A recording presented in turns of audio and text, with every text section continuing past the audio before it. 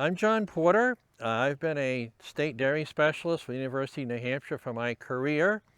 I actually grew up on a dairy farm in Lebanon, New Hampshire.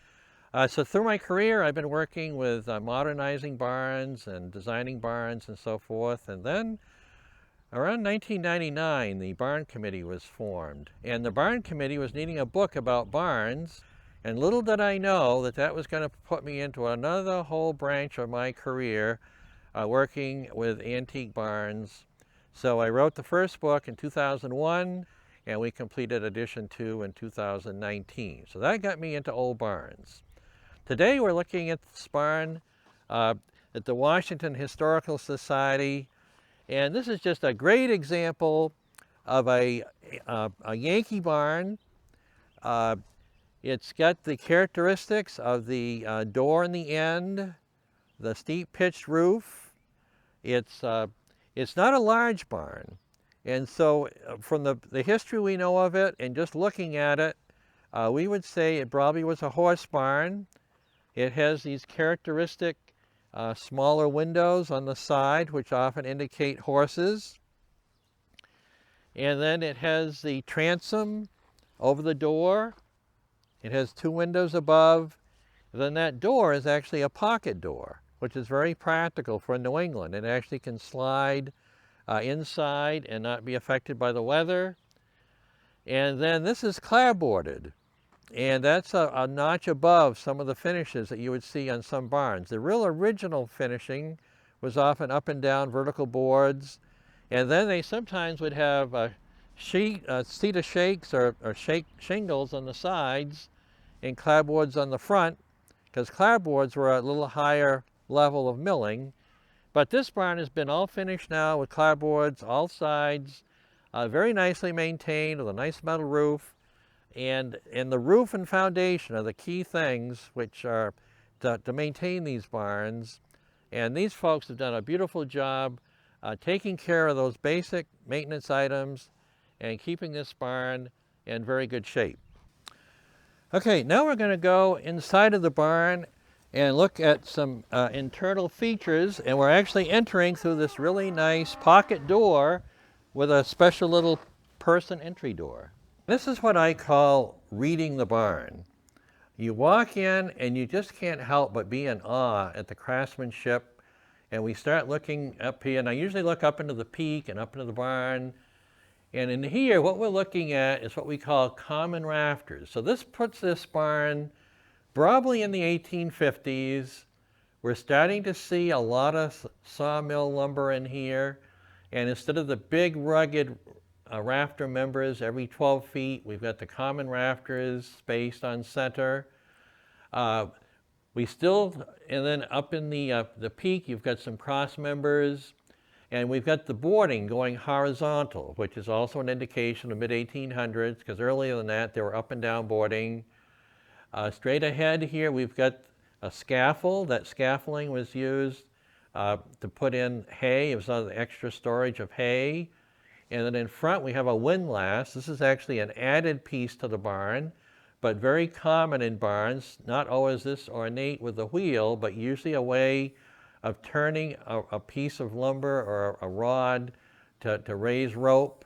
And this is often part of the slaughtering for the fall. They would raise the carcass up in the butchering process, or even use it to lift a hay wagon body off some wheels or something. And as we look at this barn, we've got a lot of the big timber, and the story is there were a lot of early sawmills in Washington. So we've got quite a bit of sawn timber, even in the big pieces, which isn't real typical of this era. You often would see more hewn pieces, but because of the early sawmills, they had the capabilities of sawing. So a lot of our big timbers are sawn, the braces are sawn, and this barn is a relatively small barn. It's about a 3-bay barn. And as we said before, it's typical of a horse barn. It's not the large barn that they'd have for a dairy herd.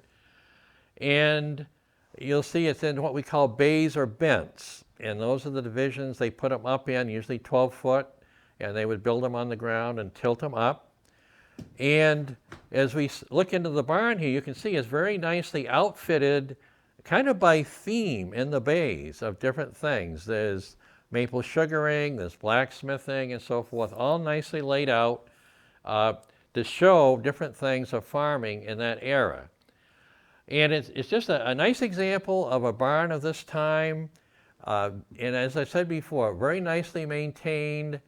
And we always emphasize, keeping up, with the roofs, the foundations, the siding, and having this maintained rugged and sturdy and preserved for the future generations. And they've just done a beautiful job doing that here. And then this barn has a nice basement. So now next we're going to go down and take a look down in the basement.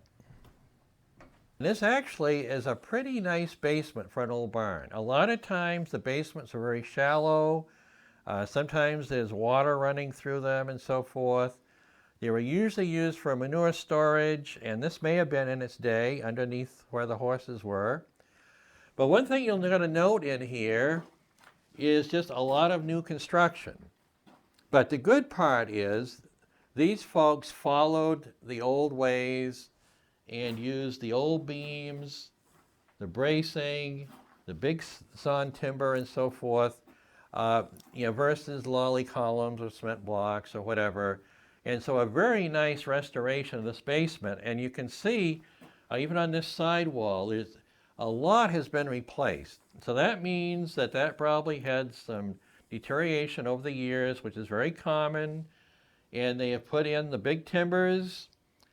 We see windows in here. Now we're seeing 3/3, which is a very common window in a barn, but it's not common to see them in a basement. Usually the basements didn't have windows.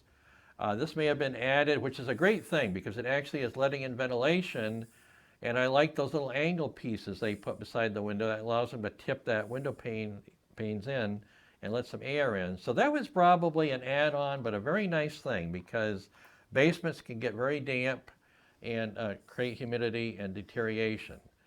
But, and you'll see on the rock foundation back on this side and on the back, a very beautiful rock foundation, which is very common in these barns. They started building the foundations of rock and then also used granite.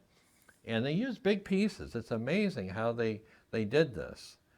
So down here, like I say, we've got quite a lot of new lumber. We've got these big carrying timbers. Again, they used the sawn timbers. They didn't just use 2x6s. And sometimes you just have to do this work to bring it back and the preservation, but it's nice to get to the mills and get the sawn timbers versus going to the pressure treated or the 2x6s or 2x4s. To me, that just really cheapens it.